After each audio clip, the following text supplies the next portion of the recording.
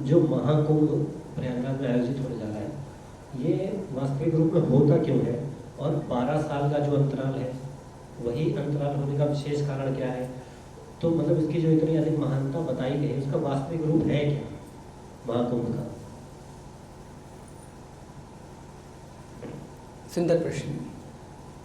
पहले तो कुंभ का मतलब समझिए क्या होता है। कुंभ ब्रह्मा जी का नाम है क।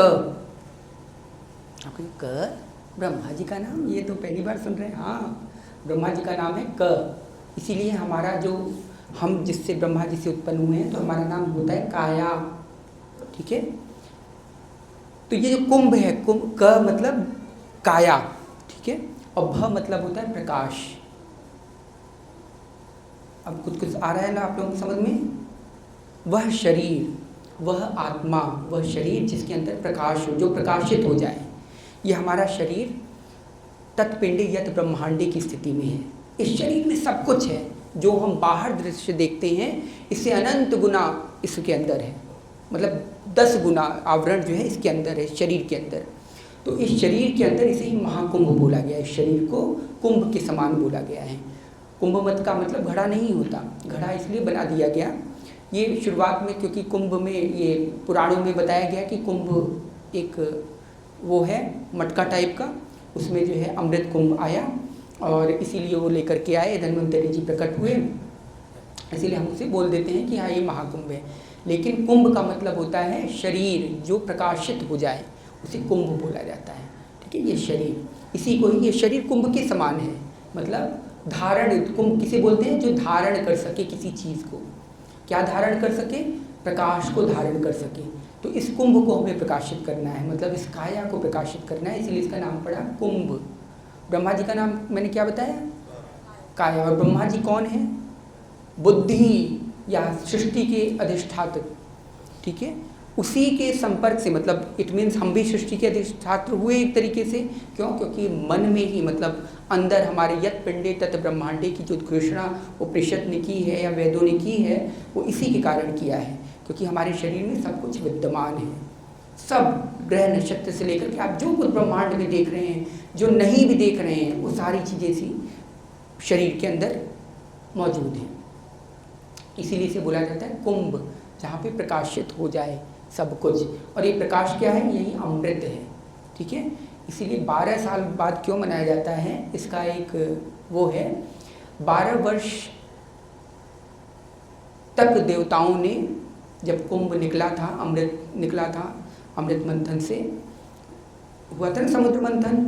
अब ये समुद्र मंथन वगैरह क्या है, ये बड़ी लंबी चौड़ी हो जाएगी और मैं इतना विषय में जाना नहीं चाहता, लेकिन बस इतना समझ लीजिए, जब समुद्र मंथन के अंतराल पर जब धन्वंतरि जी कुंभ लेकर के प्रकट हुए थे, तो उस अमृत कुंड की रक्षा, अमृत कुंभ की रक्षा 2 लोगों ने की थी। कौन थे वो?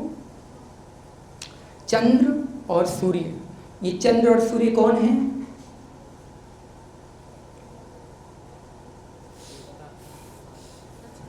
चंद्र नाड़ी और सूर्य नाड़ी, इन दोनों ने इस अमृत कुंभ की रक्षा की थी। साथ में और भी देवताओं ने की थी जो हमारे शरीर में विद्यमान है। इस अमृत कुंभ की रक्षा उन्होंने 12 दिन तक किया था। कब, किसके हिसाब से किया था? 12 दिन तक। जो हमारे हिसाब से कितना हुआ? नहीं, हमारे हिसाब से 12 साल नहीं हुआ। 12 दिन तक मतलब 12 वर्ष तक किया एक तरीके से। लेकिन हमारे देखिए देवताओं का क्या होता है, उनका 1 वर्ष बराबर हमारा 1 वर्ष होता है। ओ सॉरी, उनका हमारा 1 वर्ष बराबर उनका 1 दिन होता है। ठीक है, आप समझते हैं? अयन जानते हैं? अयन एक होता है उत्तरायण, एक होता है दक्षिणायन। तो दक्षिणायन क्या है? जब देवता लोग सो जाते हैं, मतलब कहा जाता है कि उनकी रात होती है।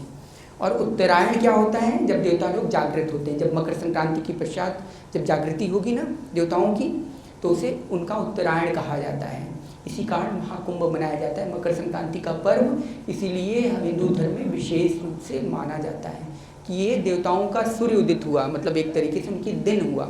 जैसे हमारा दिन होता है ना, तो हम खुशियाँ मनाते हैं और चाट पकौड़े, फिर इसके बाद तलना भुलना शुरू होता है, पेट में डालना शुरू होता है। कोई नौकरी पे निकल रहा है, कोई नाचने जा रहा है, कोई गाने जा रहा है, सब शुरू होता है ना। ऐसे ही देवताओं का भी इसी प्रकार से उत्तरायण और दक्षिणायन 2 प्रकार के रात और दिन होते हैं। उत्तरायण और दक्षिणायन को मिलाकर के मतलब 6 मास मिलाकर के उनका एक दिन होता है, और हमारा क्या होता है, 1 वर्ष होता है। तो 12 दिन तक जो उन्होंने रक्षा किया था वो क्या हुआ, हमारा 12 वर्ष है।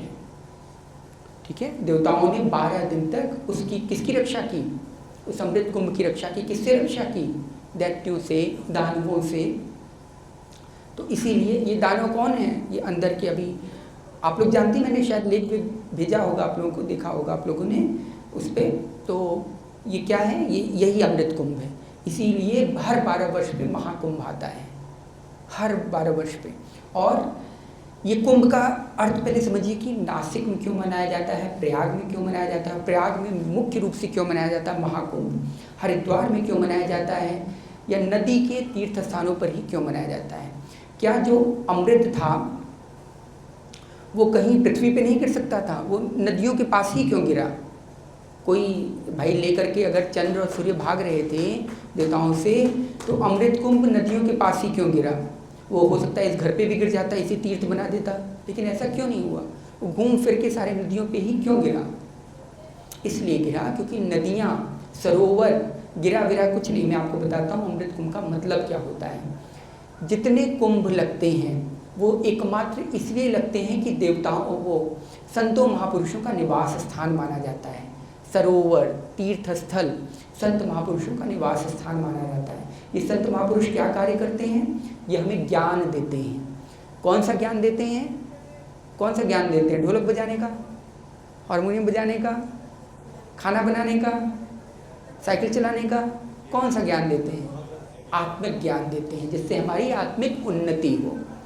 ये शारीरिक ज्ञान नहीं देते, ये हमें परमार्थिक ज्ञान देते हैं। उस परमार्थिक ज्ञान को देने के कारण इसलिए इनको संत बोला गया। सत्य का ज्ञान देने वाले संत कहलाते हैं, सत्य का ज्ञान देने वाले। ये सब जो हम लोग ज्ञान लेकर के बैठे हैं ना, ये कूड़ा कबाड़ा है। ये हमारे साथ जब हमारा शरीर नष्ट होगा ये भी नष्ट हो जाए। या अभी दिमाग ऐसे हो गया काम से, वो भी गया काम से। या हमारे हाथ चले गए, बस ढोलक पोलक या जो कुछ भी हम बजा रहे हैं कर रहे हैं, सब गया काम से। लेकिन एक जो आत्मिक ज्ञान ऐसा है जो निरंतर रहता है, सतत विद्यमान रहता है, चाहे हमारा शरीर ही छूट जाए फिर भी हमारे साथ वो संपत्ति जाती है। वो कौन सा है, आत्मिक ज्ञान, आत्मिक उन्नति। तो उस आत्मिक उन्नति को, उस सत्य का ज्ञान कराने वाले को संत या महापुरुष बोलते हैं। और जहाँ जहाँ संत या महापुरुष का बसेरा होता है उसे तीर्थ स्थल घोषित किया गया। बात आ गई समझ में। तीर्थ किसे कहते हैं, तीर्थ उसे कहते हैं जहाँ पे तिर जाने के अर्थ से हो, जहाँ पे तारण करने की शक्ति हो, जिस लोकेशन को या जिस जोग्राफिकल लोकेशन को, उसे तीर्थ बोला जाता है।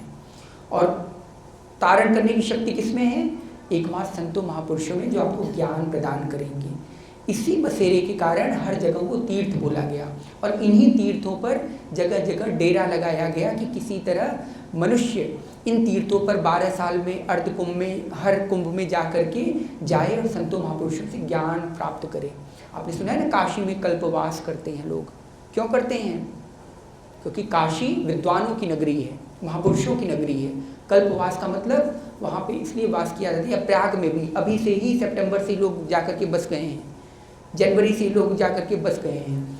बसने का अर्थ होता है वहाँ पे जाकर के, और सभी संतों महापुरुषों को जमावड़ा हो जाता है, सबके टेंट वेंट लग जाते हैं और सब लोग अपनी अपनी क्या कहते हैं, उपदेश देते हैं। उन उपदेशों को मनुष्य श्रवण करता है। श्रवण करने के बाद क्या होता है, जब श्रवण कर लेता है तो इसके बाद मकर संक्रांति के दिन स्नान होता है। मकर संक्रांति से लेकर के अब तो बसंत पंचमी तक ये स्नान चलता है। और ये स्नान क्या है, जब हम ज्ञान के प्रकाश से नहा जाते हैं, स्नान कर लेते हैं, तो उसे स्नान बोला जाता है। इसी के कारण स्नातक पढ़ा है। स्नातक समझ रहे हैं ना, ग्रेजुएट जो करते हैं उनको क्या बोला जाता है, स्नातक बोला जाता है। इसी ज्ञान के प्रकाश से जो स्नान कर लेता है वो कहा जाता है स्नातक हो चुका है। और परास्नातक किसे बोलते हैं, जो राजसिक, तामसिक, सात्विक ज्ञान से परे होकर के जिसकी बुद्धि हो जाती है उसे परास्नातक बोला जाता है।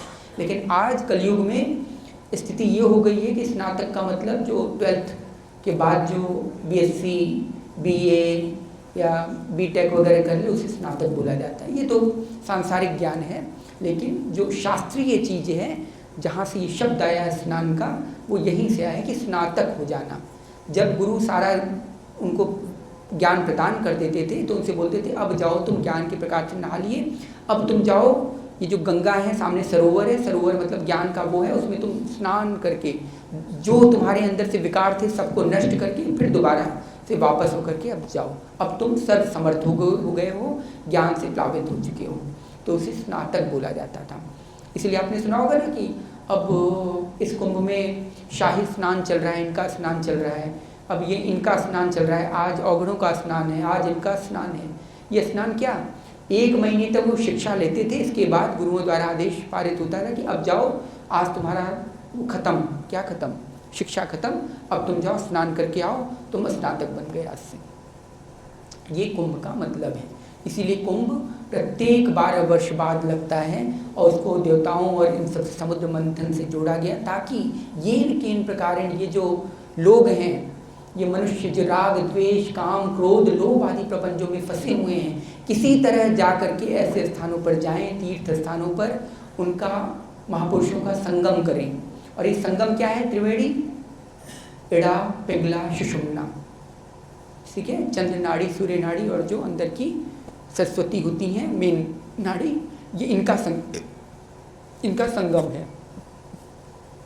इसे ही हम गंगा यमुना सरस्वती के नाम से प्रतीकात्मक रूप से हमने बनाया है। हमने क्या, संत महापुरुषों ने बनाया है। इसीलिए इनको तीर्थ कहा जाता है, जहाँ 2 नदियों का मिलन होता है। इड़ा पिंगला मतलब चंद्र नाड़ी सूर्य नाड़ी जहाँ मिलती हैं उसे भैरव बोला जाता है।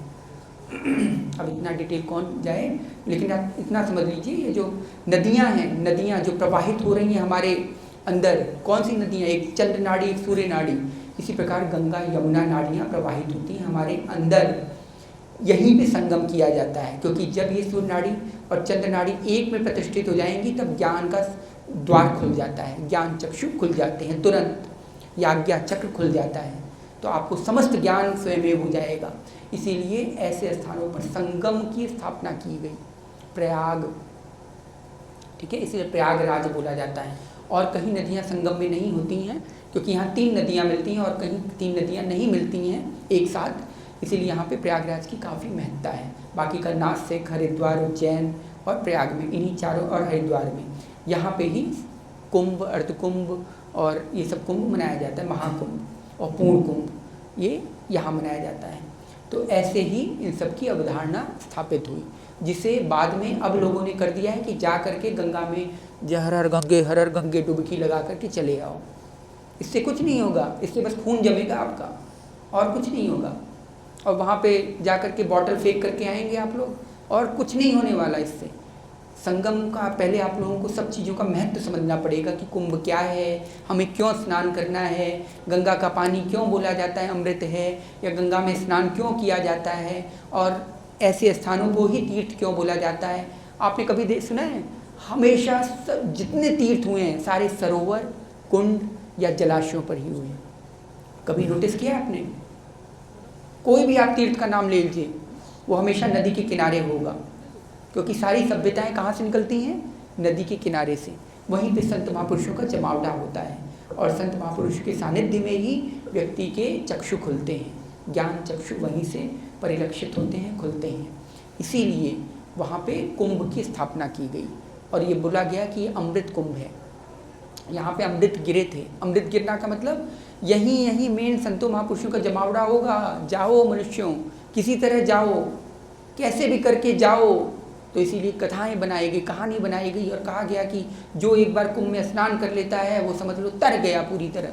जो एक बार स्नान कर लेता है तर गया, समझ लो कि किसी तरह ये गधे जाएं, कम से कम जाएंगे, इनके कान में पड़ेगा कि अरे सुनो मनुष्यों, तुम्हारा काम क्या है, तुम्हारा लक्ष्य क्या है, तुम कहाँ भटके हो। लेकिन हम क्या जाते हैं, कान में रुई लगा के जाते हैं, यहाँ पे ठेठी खोस करके, और जाते हैं, और जा करके सीधे गंगा में कपड़े निकाले ढंग से और कांपते हुए आ गए और पहन के चले आए। उससे क्या मिला आपको? कुछ मिला? कुछ नहीं मिलेगा। 0/100 ऊपर से और अहंकार पोषित होगा कि हमने तीर्थ कर लिया, हमने प्रयाग कर लिया, हमने कुंभ कर लिया। तो कुंभ का असली अर्थ समझ करके अगर आप उसको फॉलो करते हैं, संतों महापुरुषों का उपदेश वचन उनको आत्मसात करते हुए, तब जाकर के आप ज्ञान के प्रकाश से स्नान करते हैं, तब जाकर के आपका कुंभ में नहाना या पूर्ण कुंभ में नहाना सार्थक होगा, अन्यथा 0 पर